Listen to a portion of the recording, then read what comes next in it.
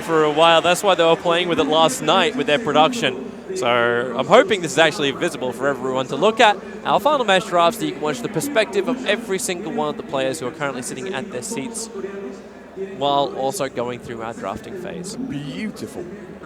Not my thing. Absolutely beautiful. Oh yeah, while we were muted, you were talking about your nickname for this team as well. That kind of got lost. Yeah, they're also known as Team Band. Yeah, Team Band. They were talking about Thunder, by the way, not MVP Revolution. As 4 out of 5 of the roster of Thunder are currently banned from all Valve events. So this may be the one of very few times you actually get to see them play on a main stage anywhere. Yeah. So, and the way they got banned was a one-line email from Valve saying, okay, you tried to register for the major, did you? Not allowed to play. Not allowed to play. Goodbye. Goodbye. You are the weakest link. Oh, Anne Robinson, hello. Again, only if you're English will you understand what that name means. I've not seen that show in so long. Oh wow. Yeah, we had a better redhead. Yeah. And see, Anne Robinson was very sharp, very witty, but she wasn't too pretty. Neither was our redhead. Oh. She was like 55 years old. Okay. Wrinkled and brutal. The best way to make him in Australia. Wrinkled and brutal. The sun gets to you over there. Where's all of that depleted ozone layer? Yeah. That's in the nasty UV rays. It burns. Draft time. Yep. Thunder Awaken ban out the Night Stalker, which has been picked up a lot by MVP in the first phase. One of our rare times we actually get a Nyx Assassin that comes through the first phase and picked up too.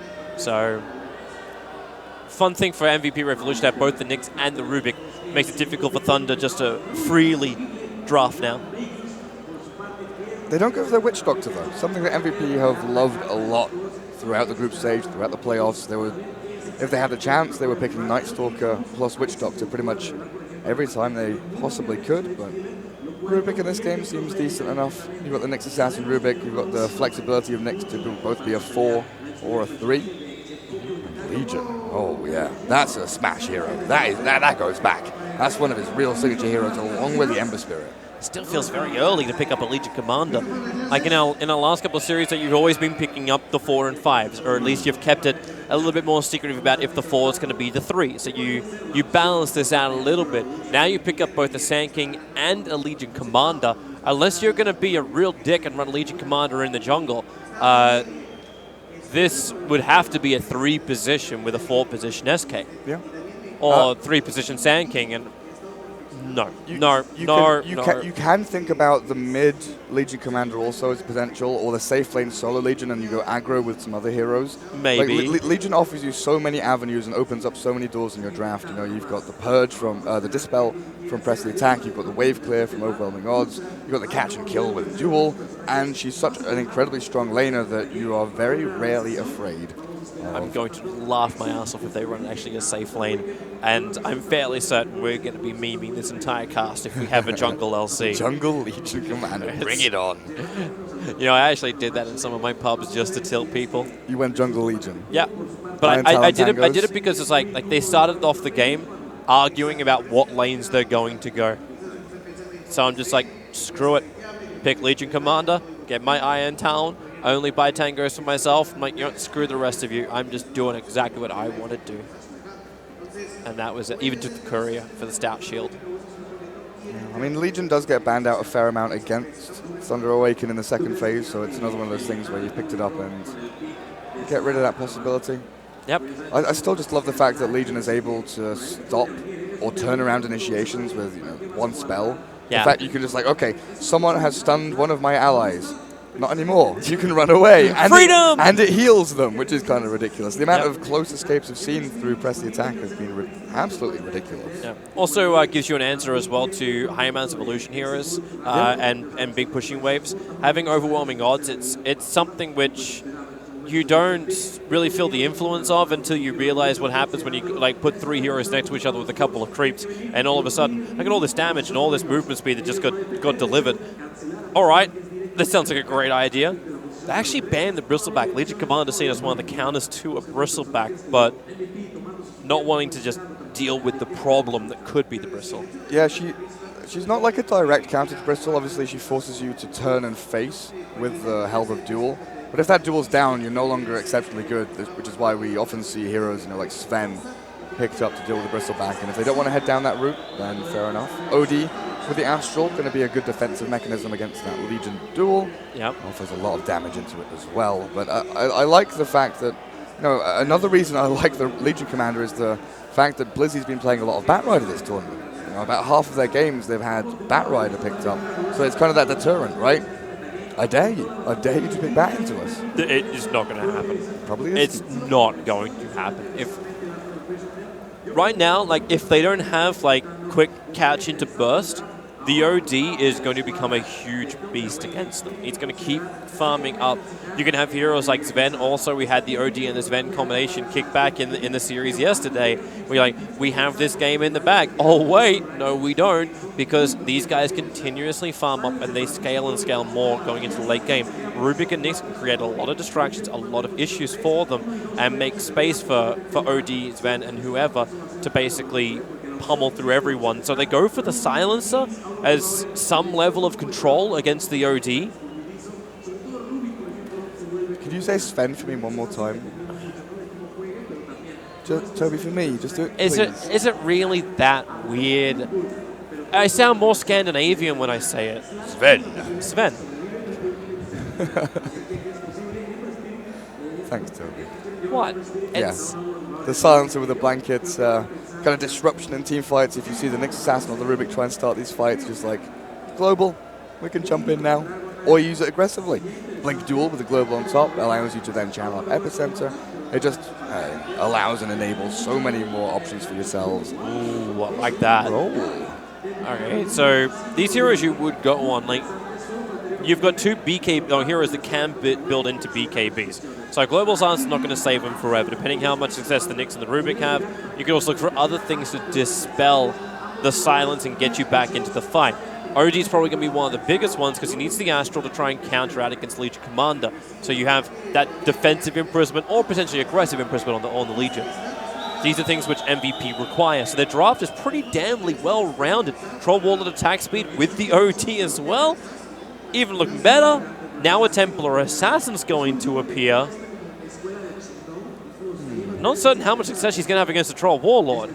Unless their idea is all-around Legion duel and boom damage. Yeah, it's instant nuke physical damage that comes through, and if you're able to catch the Troll before the Whirling Axes, obviously you'll just be able to rip through his HP as he's not incredibly tanky, relies on some of his armor, and obviously his items like S and Y. I assume Manta will be coming up this game, unless he tries to go S and Y into BKB and delay that BKB a little bit. Like you said, due to the global silence, they need ways to get out. I think a lot of it will probably depend on if they can get a Vladimir's offering, secure Roshan nice and early. Yeah. With both Templar Assassin and Troll Warlord up and running, that's where my mind at least turns a little bit quicker. And I'm really interested to see how MVP move the Nyx. If they feel a 4 is good for him, or if he can get away with a 3. His laning phase can be pretty terrible though with a Silencer harassing him out. See, that's the kind of weird thing, right? If you assume Nyx and Sand King are both the 4 roles here, and I have a feeling that Nyx might shift towards the 3, just the fact that Enigma's coming. Do you feel it coming? Oh, I know it's coming. Oh, the offlane Enigma for Thunder. Even with Silencer on the field, Oh, you think MVP are going to pick Enigma? Okay. I'm well, you'd ban the VS in case they were worried about an aggro tri-lane. Something that's going to pressure them very early on. A lot of negative armor. That may be their other issue. But I'm thinking with the VS, unless they're running a Batrider, would be VS would be a secondary counter to it with the lasso, because press the attack is your primary one. Yeah, with your point about the Sand King and Nyx, Sand King is very good at, with brown boots and in the 4 role, roaming and getting that initial jump with Burrow Strike, but Nyx is equally good at being in position and turning that with the Impale. He's not as good at aggressive initiations, but very good at kind of defensive counter initiations. So it'll be a really nice sort of head-to-head between those two. Batrider is actually the perfect pick. The more and more I look at it, you can get caught out by blinking in for a global silence, most definitely, but I'm thinking right now you need something that's going to work well against the TA. Now Batrider is just ass. Now it feels really bad to pick a Batrider into this. You need counter push as well. Yeah, you need ways to shove waves. Neither of the cores here really do it particularly well. You know, okay, Audi can hit the creeps in Astral, but he doesn't do it very quickly. Can get caught by Legion, by Sand King. You know what I'd actually love to see? Where you have this, like, I don't think you want to run a Nyx versus a Sand King, but you get like a really good laner against this, because it's now saying, it's Legion off with the Venomancer 1 roll, is the assumption. So you want to get a really good lane matchup against Legion Commander and push the Troll Rubik +1 down against the Venomancer. Don't ever let him build up a wall of Plague Wards. Troll Wall is really good at hunting them down early on, so will the Rubik be. Level 1 Plague Wards are ass. They're so terrible. Pull the wave. Don't let the Venomancer do what you know is going to happen, which is get Plague Wards up, level 3, level 4, we then push down towers. You can shut him down for the early start. Almost treat him like a Drow Ranger in a way. Cripple him in the early game and then rotate from the bottom lane into the mid to shut down the Templar Assassin. This would make more sense. This is such an awkward pick. And it's a Spirit Breaker. So it will be the Nyx in the 3-roll. You kind of felt it coming as the draft progressed. Like, all of your options are being shut out. You know, the TA's picked, the Venom's picked, they've got a Legion, you don't want to pick Bat, you don't want to pick Enigma into Silencer. All of your options kind of get shut down, so the Nyx shifts into there, but that's the great thing about picking Nyx in the first phase, you have that option open to you. And Spirit Breaker, the hero that's going to be running around the map looking for initiations, very good against the Silencer because he doesn't like getting jumped on. He'll be able to almost single-handedly control the Silencer before Global comes out if he has vision of him. Yep. But through the Nyx, you'll likely have vision, so then you have the tie-in there between those two. Troll with the Battle Trance, the Spirit Breaker's right-click, 17%, all of a sudden it's like 80%, you know? Yep. You got punches and Silence don't get Basher doesn't get Silence, so hey, strategy is solid. Personally, like, I like it, but I don't think it fixes their draft. I agree. Thunder's draft just looks so fantastic in laning phase, so good in momentum, but if they don't win by the 40-minute mark, they're in a world of hurt. Troubles. In my mind. But at the same time, their draft is going to let them win by the 40-minute mark. I guess really good early game pressure. Spirit Breaker and Nyx kind of almost fill the same role in a way, where you want to rotate in, get the proper lockdown and let the core do a lot of the work. In this case, it kind of doesn't really happen. So yeah, it feels like MVP have a couple of problems in their lanes. It may work though, and if it does work in the early stages, if the Nyx as well as the SB has a lot of control, then I'm thinking Thunder are just going to fall apart very, very quickly. MVP have to be crisp in their reactions, their TPs, their smokes, most importantly, I think, between Rubik and Spirit Breaker, where they move to. I want to see where the wards come down as well. See where the Spirit Breaker is roaming. So early TPs out to find those observed wards can be really, really critical as well. But then over on Thunder Awaken, oh yes, the Smash Legion Commander. Can we see how many dual wins he's got over on his... if you pop it up, you should be able to get a little hover. Oh, wait, has he lost them all? There's supposed to be a new... He got a new set? There's supposed to be a new one. Yeah. Is he actually running the Immortal, though? 22 wards purchased. The Immortal.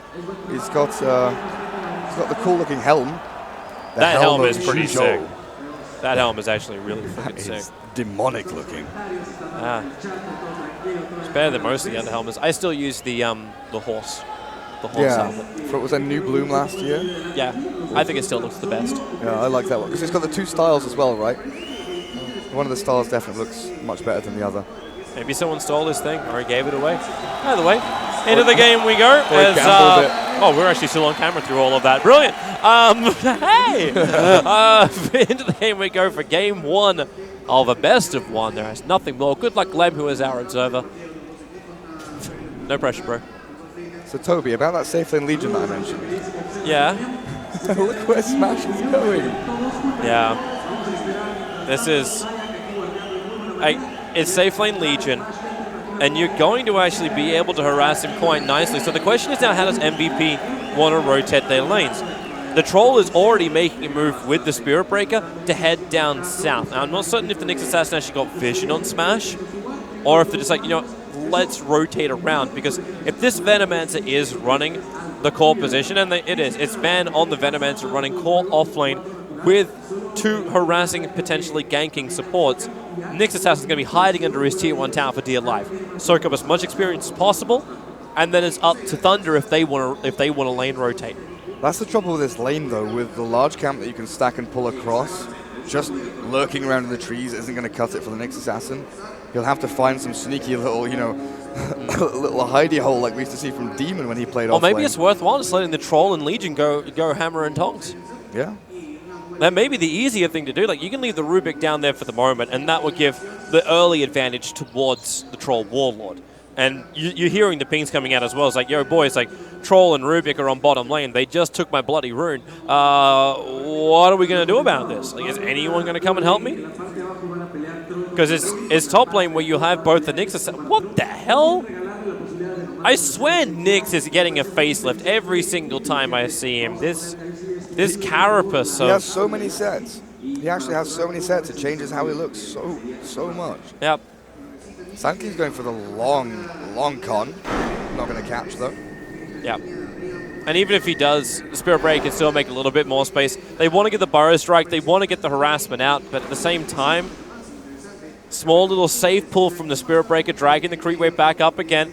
And now, look to get a little bit of extra bash. Nyx Assassin goes for the Impale. You went for the bash at the first levels from Spirit Breaker. He doesn't even have charge, so he gets a 17%. They keep him slowed up. A quick curse. They turn their attention now towards the Silencer. So much damage is being done. Impale now will come off cooldown. If he lines it up right, he won't. He could have actually potentially gone for 2, and now they feel maybe a little bit too far. The Burrow Strike, now that'll connect over on 2. Start the TP out before Van can arrive and do any high level of damage. The Venomancer gets the Gale out, and because you've got no charge now, Spirit Breaker is isolated. He gets the bash and takes the first blood. MVP will claim the first blood for the Spirit Breaker, rotating a Venomancer off the lane. And that is all down to RNG.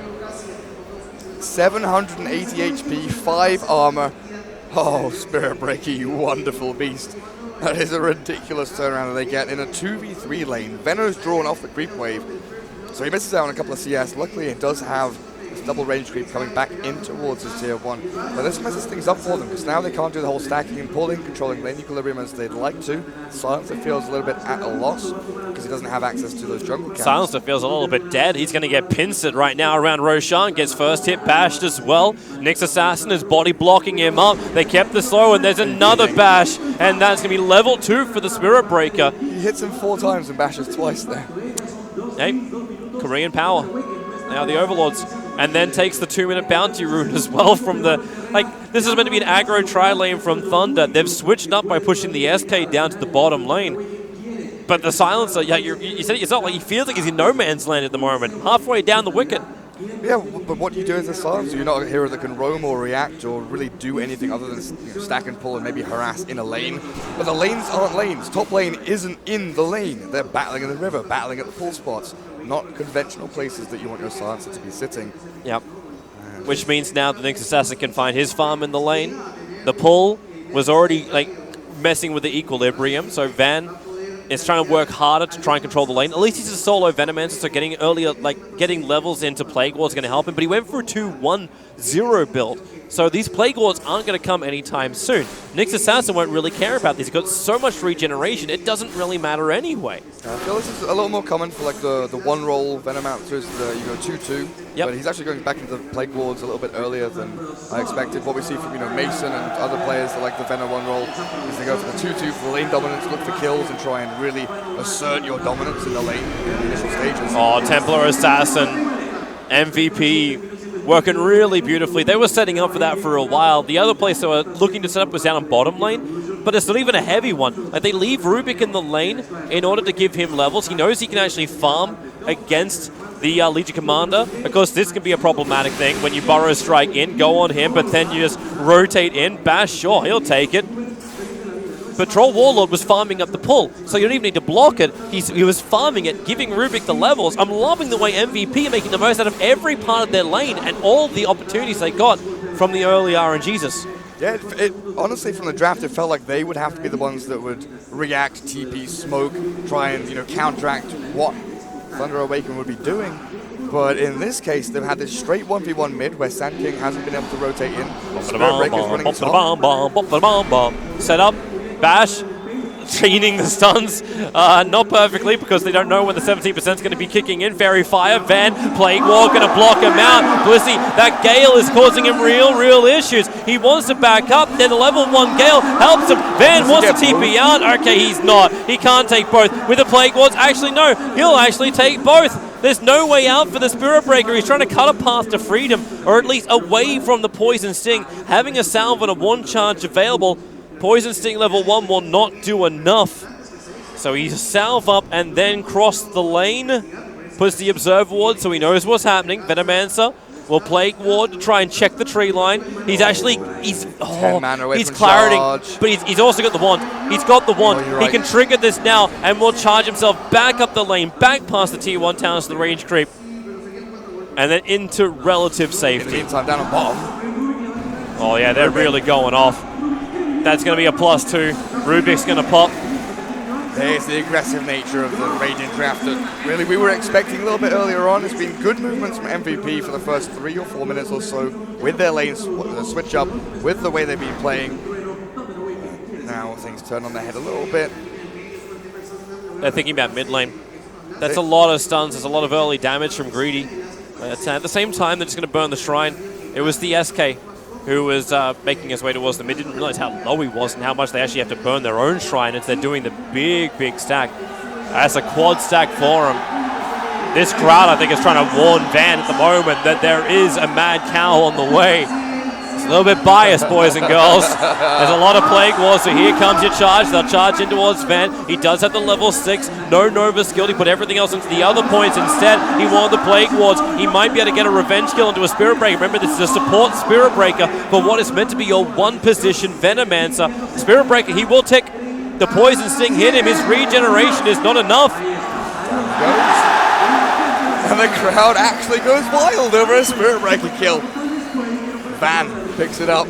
It's still not worth the trade, though. It definitely is not. He gets something for his troubles, but they're losing it. It's your highest net worth hero. The Venomancer is the 3rd highest net worth on the board, but the highest net worth for Thunder.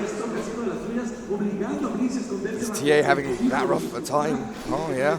Seen her dip back into the jungle a few times to get away from this OD, who has been absolutely hammering this lane. And they're going again. They're trying to burn through the refraction charges at the moment. Spirit Breaker charges in once more, trying to actually hide this. No melt, throws out the Eclipse. One more attack from the OD will do it. One more bash from the Spirit Breaker would also do it, and she melts up. They don't actually see her. If there's an imprisonment, if there's some kind of way to do damage, Rubik will die in the meantime. Greedy, he knows what was coming. The imprisonment was there. The damage would have spilled out enough.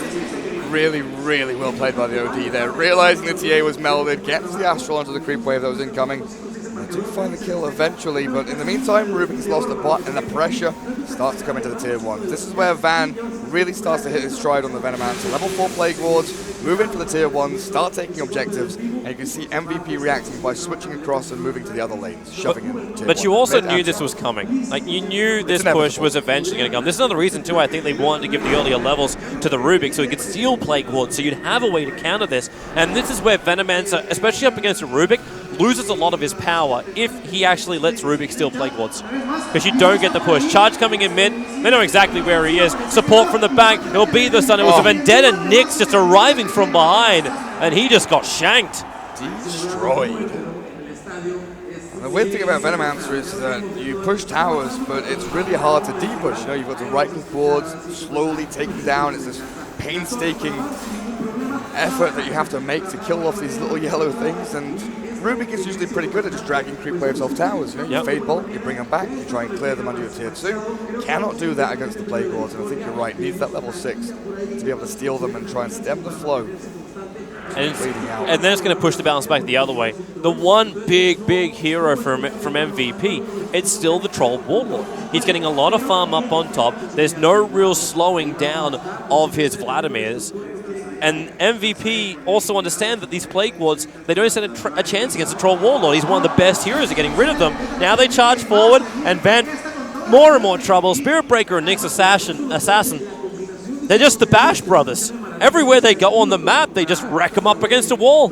Yeah, this was a hero pairing that I thought would come to fruition maybe once Nyx hits level 6 or Spirit Breaker, gets his level 6 and they start hunting for supports, but it has been so intense from the get-go. They have just been charging around looking for kills non-stop. The one silver lining here, though, for Thunder Awaken is this big ancient stack that we saw earlier on. The TA will be able to clear through this, get a little bit of gold in her pocket, Spirit Breaker. Deso, but they're contesting. They're charging forward. They're actually moving down towards the Ancients. You said contesting is what it's all about. Smash the Nether Strike, bounce them back into the arms of the OD, and now there's 4 heroes around that big ancient stack, and they will prioritize this. May even be worth, I don't know if it's worth Troll Warlord TPing over to try and fight that. It's difficult to clear them without any real big physical damage. You keep using it as bait. Like, they're going in deeper. MVP find the Templar Assassin trying to catch up with their own farm. And then a double damage rune appears on bottom lane if it doesn't make, like if life wasn't already hard enough for Thunder. This Sand King, we talked about the Silencer feeling a little bit lost in this game. The Sand King feels the same way now. He's sitting behind the TA, waiting for that inevitable charge or initiation from the Nyx Assassin to come in. But Sand King doesn't want to be doing this. He wants to be the one making the aggressive plays, or at the very least farming jungle camps with a Sandstorm, something along those lines. But in this case, he's level 5, 10, 11 minutes into the game nearly. He's on babysit duty. That's all he is right now. We have underage heroes which need to actually reach a maturity level. Like Silencer, they need that global, and that's the reason they're doing this. They're giving Silencer a little bit of time to leech experience top lane to get that global up and running. So when these charges come in, they've got at least one way to delay or disrupt the team fight so they can turn and fight. Man, bottom tier 1 tower is just slaughtered. Like, they're TPing in now. There's still a catapult. This tower dies no matter what. So this TP in from Silencer has to achieve something. Maybe he thought the rest of his team was coming. Legion has hit level 6, so she has the duel available. But it's a level 6 Legion versus a level 9 Troll Warlord. And they don't know who's behind. The Nyx Assassin is always hunting. The Rubik is bouncing around. Toby, this OD is bloody farmed. Midas and Forstaff. He didn't go for the upgraded boots, but with these items, he can start fighting right now. They're going to fight top lane. Yep, right on top of Smash. Let the orbs fly out, build up that intel, and then Smash. They want to try and fight, but the bash, it kicks through. He charges point blank, finds the kill. Nova will trigger out, so Van at least gets a little bit of damage. Defensive imprisonment. He's more worried about just the tick damage that's coming in from it. Not really the SK, who's still trying to get a clarity up so he can get enough mana, push him away. Oh, he's too low with the Nova, the Poison Sting. That's the primary thing. Oh, it's the Astral. He won't do it. He knows he's okay. He's just going to retreat. The level 1 Poison Sting still it is. He went for the 3-1. Here comes your SK Burrow Strike. They find the Rubik. SB needs to make a little bit of space. With the Gale connecting, that Rubik is most definitely dead. In the meantime, though, Toby, tier 2 bot goes down. The pressure's applied. They move almost up towards the tier 3 across the ramp. And they're charging bot lane. Nyx is prepared, ready on the Silencer. And they should be dead Nordstrom. They might have actually been hoping, too, that the Troll Warlord was going to stick on top of the Templar Assassin. The charge is there. As Silencer, good luck. They press the attack, will give him a little bit of extra movement speed, but this Spirit Breaker looks unstoppable. Where's that extra bash? The stun from the Impale will do the work. And the overwhelming odds from Smash is very underwhelming. Nice one, Toby. Even at level 4. Yeah. It's one of those spells where you need multiple heroes, not just a creep wave in there to get that big damage out. Spirit Breaker is just bouncing up and down the lanes. He doesn't care. Not just him, but I was about to make the kind of point that Troll has been doing the same thing. He was, bot lane initially, moved top to get safe farm. Oh, God. The vision game is perfect. The second the charge is on him, like the invis from Sandstorm and the invis from Meld do practically nothing. You always know where you're going to go for a kill. You so easily get on top of your target and get the damage in from heroes like OD as well. But the Troll Warlord starts bot, gets some farm, moves top, secures his flags, shifts bot again, takes tower, moves mid, looks at the tower there. This Troll has been on the map consistently. He has not once really been sat back farming jungle. Now he moves into Ancients to secure a bit of farm while there's downtime. But this is them starting to think about the next team fight, to prep for Roshan, to prep for the next big team fight to really secure this game. Because they are in the driving seat by a significant margin. And the next fight is probably going to be around Roshan. That's something that Thunder kind of have to contest. If they get Nagus the Immortal, either onto the Troll or the OD, these guys will always win the fight. There's no way you'd win a fight against MVP if they can have a second OD or a second Troll. I really thought they'd look for that smoke play to move forward aggressively into the Radiant side of the map to get a pick and then go Roche, but they feel so strong they just walk in there anyway. Dude, they're buying up so many smokes. There's still 2 smokes, I believe, sitting on the Rubik, and then Troll Warlord bought another one as well. They've got smokes coming out of their ass at the moment. Top lane, well, here goes your bash. Just a quick little love tap onto Greedy. Trying to make a little bit more space around Roshan. You have thrown up the ulti. Venomancer comes in close. The Gal was able to connect. Gal now being returned on top of Van. Overwhelming odds. Going to kick inside the pit. The duel is out. And you're going to find 1 kill. Nova with the epicenter combination. MVP is the fight that Thunder really wanted to have. Templar Assassin can go ham. 4 heroes lost for MVP. It's beyond a disaster that maybe not even Nyx can actually repair. This is horrendous for MVP. The same kind of mistake when they're controlling the game that they made against Alliance, and they've done it again against Thunder. Flashbacks, Toby. My whole body went into shivers when I saw that initiation. I thought, not again, no MVP, not again. They go into the Roche pit. This is why I was saying I assumed they would go for a pick over on the Radiant side of the river, because when you've got heroes like Legion Commander with, you know, like a 700 AoE nuke, if there's 5 heroes in their pit, it's just a ridiculous amount of magic damage. Throws it in, Rubik's gone, obliterated. Yep. Troll jumped on, Sand King, epicenter in there, kills off another one. And one by one they fell. They just didn't have any recourse to turn that fight at all. And MVP, even though they weren't spotted initially going inside the pit, there was no TA trap. Thunder Awaken, they were ready, they were prepared, and they just waltzed in there. Easy peasy. MVP are still in a commanding position. Greedy just got cliffed as well. Rubik throws him around. He's got a blink dagger, so he'll get back down again. But means there's no Invis rune for him. But you looked at the swing of the graphs, like that's the bigger thing. MVP, like they were so far ahead. They had 6,500 advantage in the net worth, and that went down to 2.5 grand. Still in their favor, but 2.5 grand. The experience is the other one that swung. 3.75. It's now 2,000 in favor of Thunder. They got so much from this because MVP was so high level. Everything was going their way, and that's what makes these fights even more costly. Yeah. It's not just the fact that you have an Aegis Immortal now sitting on your Templar Assassin, ready to try and find kills wherever she wants to go. It's the fact that they got the levels, they've got the way for Venomancer to play catch-up. Mr. Bonus experience. Blink Dagger Sand King as well now. And all of their ultimates will come back up after that Roche fight. MVP respawn, but Global's back up. They'll have Epicenter again. The tier 2s can be defended here by Thunder Awaken if they want to get themselves into a battle. But it's also the game plan. You know, it's the almost identical kind of situation up against Alliance when Alliance had the Venomancer, right? Venomancer wants to be able to plonk himself down in front of a tower, bunker up, get the Plague Wolves there. The rest of the team kind of sits behind. Maybe they have another one hitting the tower in this case, likely the TA, maybe the Legion Commander, but I think Legion will sit offset and look for the Blink Duel. But they move into these towers. And then once they've taken a tower, they say, okay, we shift forward. Get ourselves bunkered down in our new position, move on, objective after objective, and like dominoes, things start falling into place for Thunder Awaken and out of place for MVP, which is why I feel they need to make some kind of brash move. They're going to have the Nyx Invis with their Vendetta looking aggressively in the river for something. They also have the Blink Dagger on the OD. By having that on him, they've got a secondary form of initiation that they can use. Nyx is trying to get as much information as possible. Yeah, he needs the Hurricane Pike to really tie in nicely with the Blink. You want to be able to Blink, Hurricane, get the hits, the free hits, the free intelligence onto the OD, and then for your Sense Eclipse. It's going to be hard finding individual single targets when Thunder Awaken will be grouping up as 5.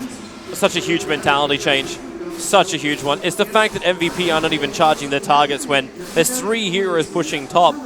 They're not going for this. They're still very, very scared. Nyx Assassin's waiting for his ult. He's got another 12 seconds before it's going to come back off cooldown.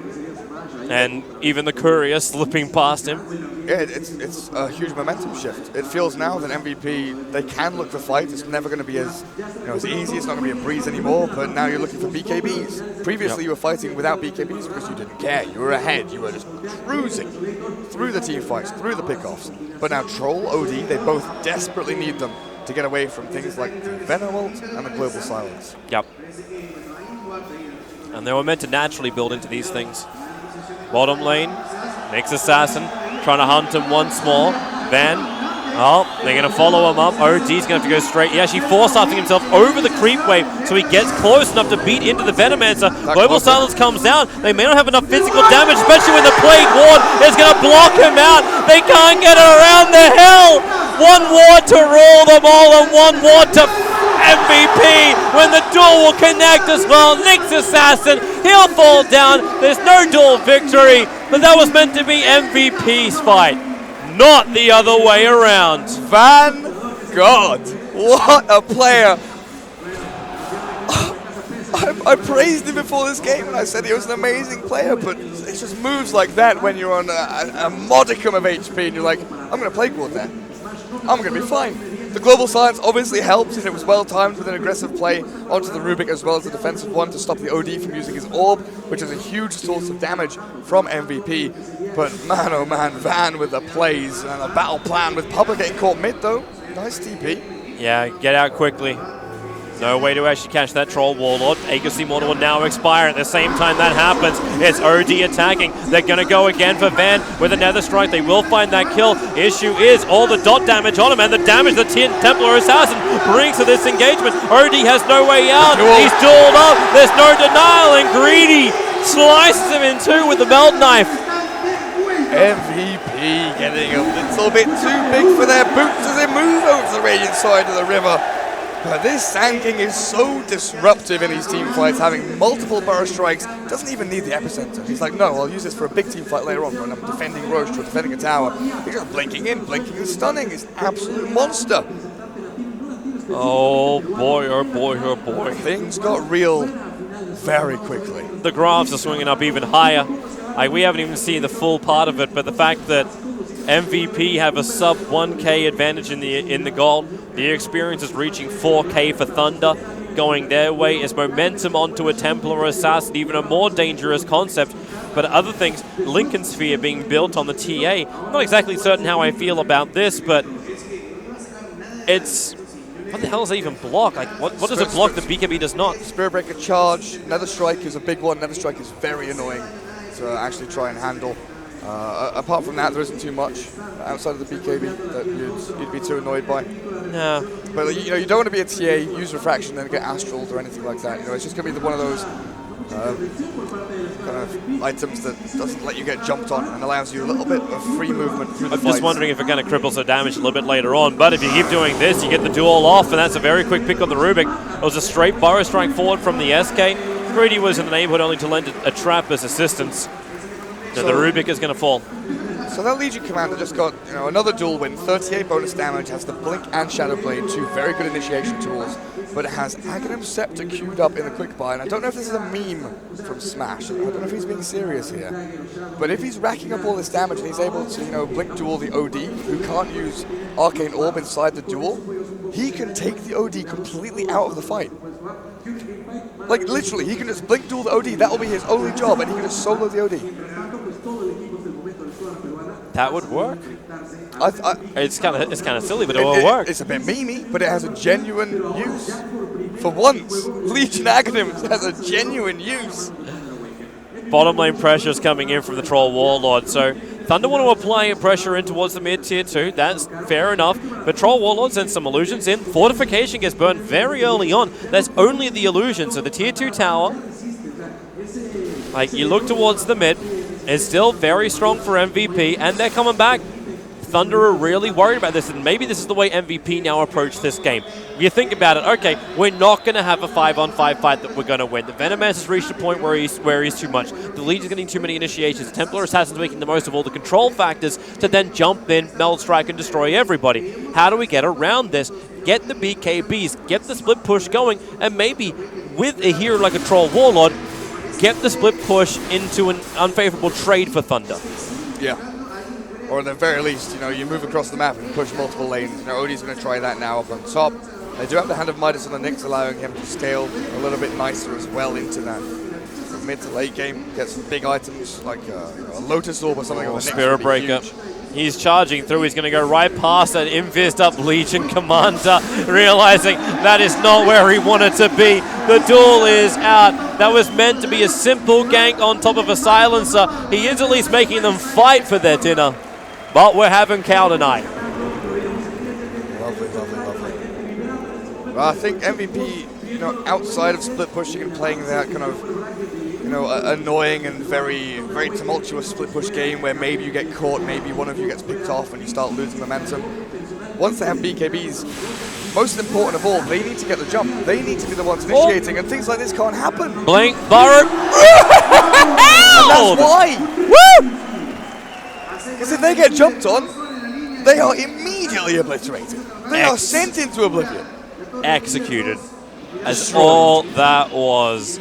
Now bottom lane Troll Warlord's trying to keep the pressure up, trying to TP out, Smash needs to find him, he'll get the duel off, Sans is here to help out as well. Then again, Legion Commander, the damage from the Troll is just so high. Spirit Breaker's on his way in, they're going to use the Epicenter as well. And how much have you got to fight with Troll? Using that Life Seal, he almost gets the kill over on the Sand King. This Troll is an absolute beast. The bash is there, and finally Gritty will put him down. The charge forward, getting Nether Strike up to the SK. Yes, he can do exactly that. Get him out of position. Starts his TP, the Gale's off target, they don't have the damage, Legion and SK will die for the kill on the Troll, and you realize just how much of a beast that guy is. That Troll in the Legion duel shredded her. And now he's got a BKB. He does, that he does. Templar Assassin's looking for a target, Nyx Assassin's looking for a target. Yeah, he's keeping the mid-tier one safeguarded so that OD can just right-click it down. TA's coming back. It's out. There goes your trap. Nyx is in the neighborhood. So is Spirit Breaker. So one thing that the Radiant haven't really done yet is what Venomancer wants to do, right? Move into places where you can just put down wards and play aggressive into it, but all the towers are down bar the tier 2 bot, which is why a lot of lines are being drawn and so much emphasis is being put on that bottom lane. Troll is just shoving it out and making sure the wave keeps flowing and flowing on that bot lane. These BKBs are flowing through. Yeah. That Spirit Breaker just picked up his. And they're looking towards Roshan. They sentry warded out. They try to get rid of the TA traps. Nice and early on. Hasn't really happened. Nyx Assassin going for the long, long wrap around. Watch that sentry ward, however. They know the Dire Observer ward's there. Nyx Assassin, can he actually get up that hill? Yeah, they can. They charge forward. They're going to find the SK without that epicenter damage. This may be a very, unfavorable fight for Thunder. Plague Wards will let them see inside the pit. Don't know. Yeah, look at this. It's so smart. Troll's already pushing the mid lane. He doesn't want this fight. He doesn't want to let Thunder have another fight around Roshan. Not after what happened last time. Maybe now you got the BKB on the OD. You'll feel a little bit more confident about this.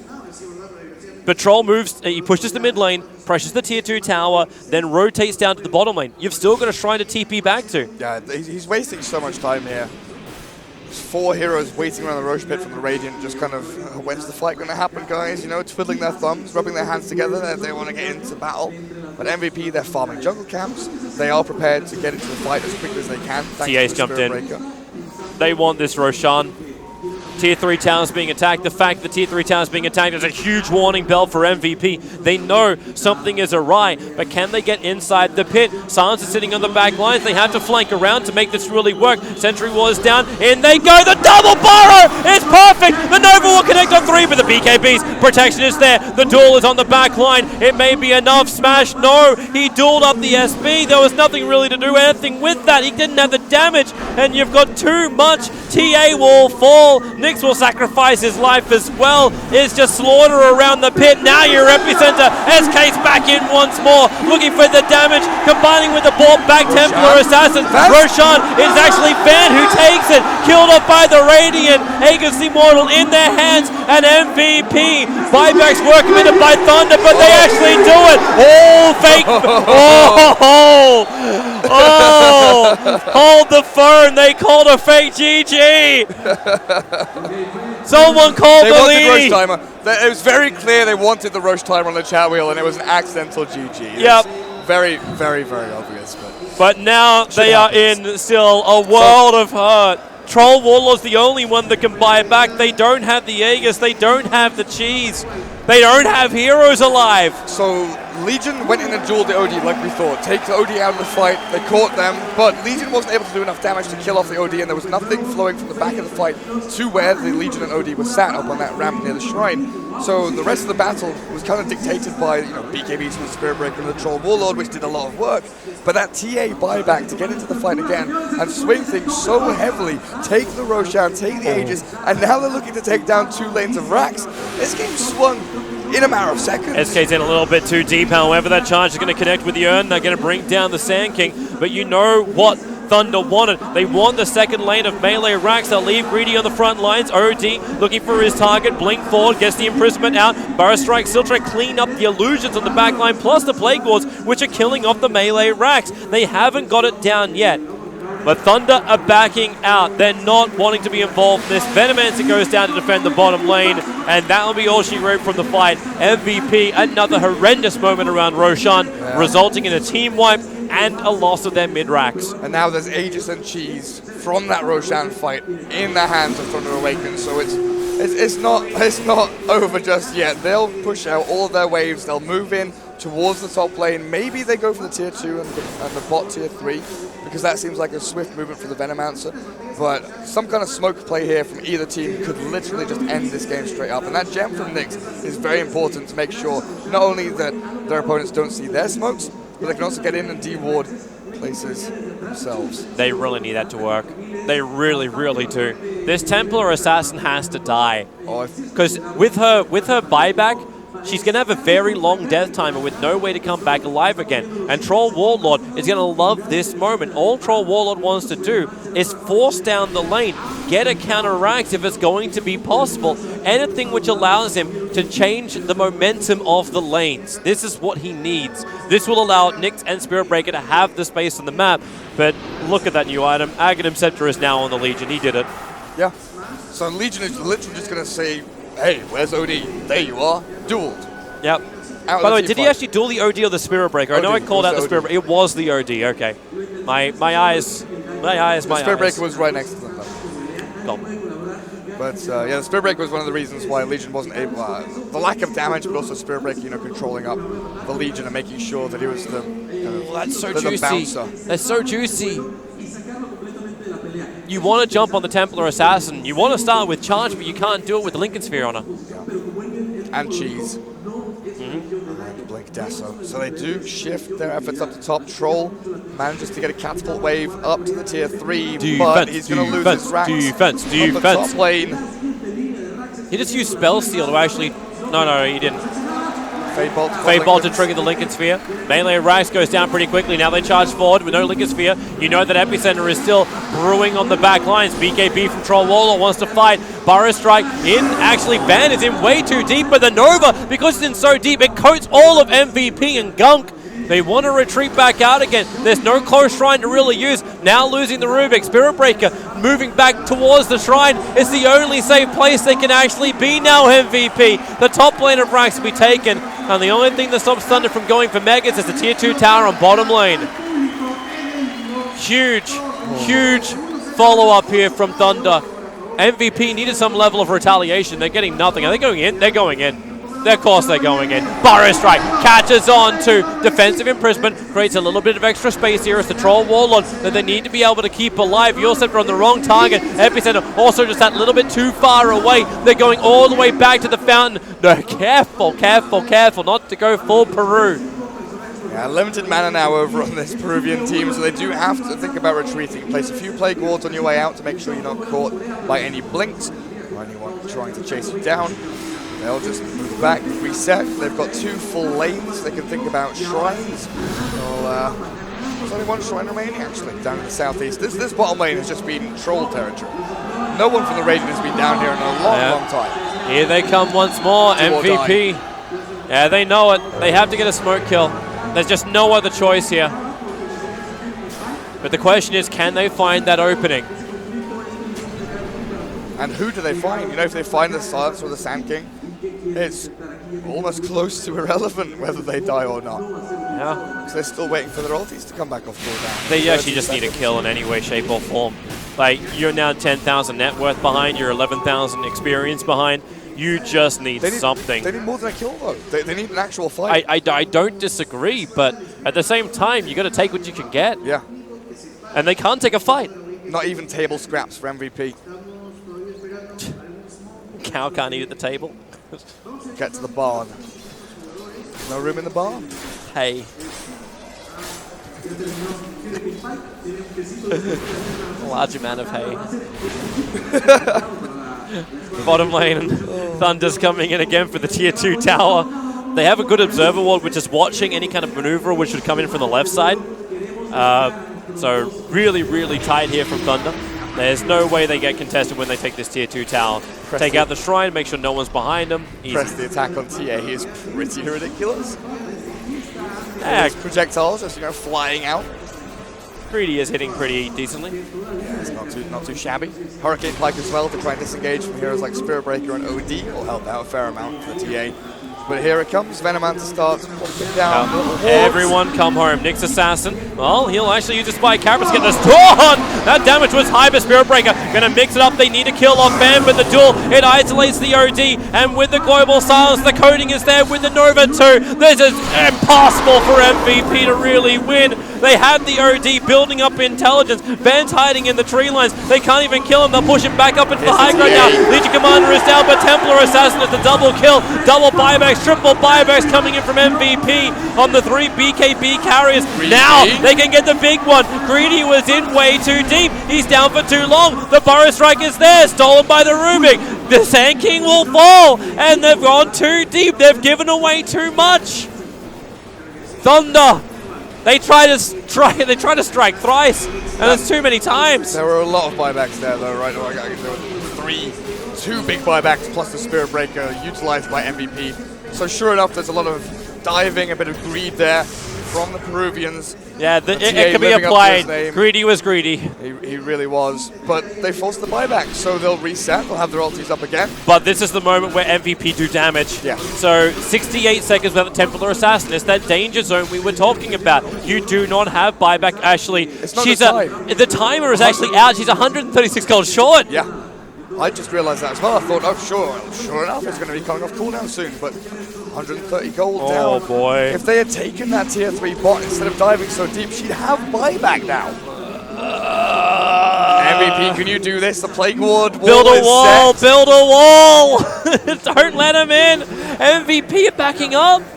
They probably may have even taken the time and understand the Templar Assassin should be able to buy back.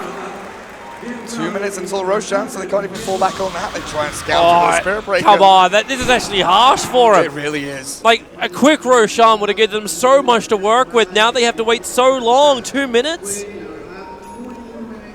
And they have to go back to defend their tier 4 towers. Feels bad to the MVP right now. And yeah, here's the reset. So a couple of good Dire Observer to place to watch for smokes and to watch around the Roche pit. Obviously going to be a big hot contest point. But I do wonder if Thunder Awaken say, screw Roshan, we'll go for tier 4s and we'll try and end the game. Well, they can't do Roshan just yet, but they do need to have a TA trap in there to see it. Regeneration rune to be used as bait. No, they'll bring down the Observer ward. Now they can bait whatever the hell they want. Smash has, it's still hilarious, he's only got plus 38 damage on his duel, but he's doing his job. He locks down the OD in the fight now. That's all he has to do. He had 38, 15 minutes in, I swear. Yeah, he hasn't got a duel victory since. He's just been dueling. He's dueling the target, which he knows he can't get a kill on. But he knows if he takes him out of the fight, they win. Yeah. And there's more and more issues as well, because like the Troll Wall is trying to kill the Venomancer. If he gets too close, he's getting veiled, he's getting sheavered, he's getting halberted as well. He cannot continue to attack. And Venomancer, he's trying to find out where they are. I kind of miss the old Legion Aghanim's upgrade. Be really careful here. He doesn't have detection. They're still waiting for Roshan. But it's such a struggle for MVP to keep these waves pushed out against Plague Wars that keep the ebb and flow. Yeah. What was the old one? The old one was it was technically infinite. It had an quote unquote infinite duration until one hero died, and no one could attack into it. But then they changed that so Legion has magic unity, extended duration on the Legion on the duel. Sorry. Yep. And people can't attack in with Rubik. spells and stuff. Oh, he's still having to be force-staffed away, or hurricane-piked away. TA traps, continue the slow bell strike and the extra hit, almost killing him off. Defensive imprisonment, SB going to charge forward. They're being forced into this fight. You're not stealing any intelligence. It's Eclipse. Maybe I'll do a decent amount of damage, but then the global silence actually catching him after the BKBs were already triggered. So they had nothing to do apart from get the duel off. The OD again, controlled up by Smash. They can isolate out the Spirit Breaker and now move back down again to kill off the OD. Defensive imprisonment only delays the inevitable. He'll blink up, but no, it will not be enough. Smash reads the situation beautifully. 3 heroes with no buyback available for MVP are down. Nyx and Troll, it's all on you, my lads. What can you do? They're going for the GG. Limited resources between them. They have to find a kill right now. Stun, they move out. Will it be enough? Legion is gone. She'll fall, but at what cost? So much damage. They'll lose everything, including the game. GG. This one, there is no question about it. Thunder have done it. They will advance themselves forward in the lower bracket of the final match here in Peru. Much to the delight of the crowd. In the bag. They go up against Team Spirit. We're down to 4 teams. We have one more best of 1 Team Spirit up against Thunder.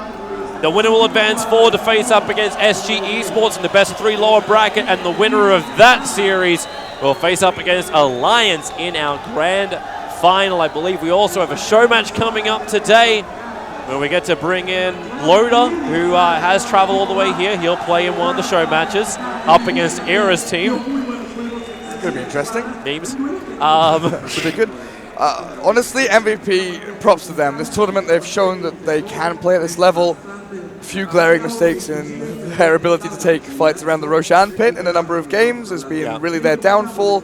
But these things can be remedied over time. You know, they'll scrim, they'll practice, they'll watch the replays, and they will fix these mistakes. And I am sure they'll come back stronger. But for Thunder Awaken, what a way to come back. What a way to perform in front of your home crowd with Smash, Van, the lads. My goodness, the buybacks around Roshan, taking that fight, swinging the game into your favor. Absolutely beautiful to watch. TA's timing on that, and the TA's effect as well. But a lot of it seems to come from these early kills, which MVP was able to give, and it snowballs into momentum. You talk about one of the best snowballers, it is Templar Assassin. She is an amazing hero when you give her momentum, and she had none. She really didn't have a lot. Like, she was keeping up, but it wasn't a high momentum, and then it all starts to catch up, be it stacks, be it whatever. They were able to hold on to that ancient stack as well. That there was the first contest around. Another critical moment inside the game.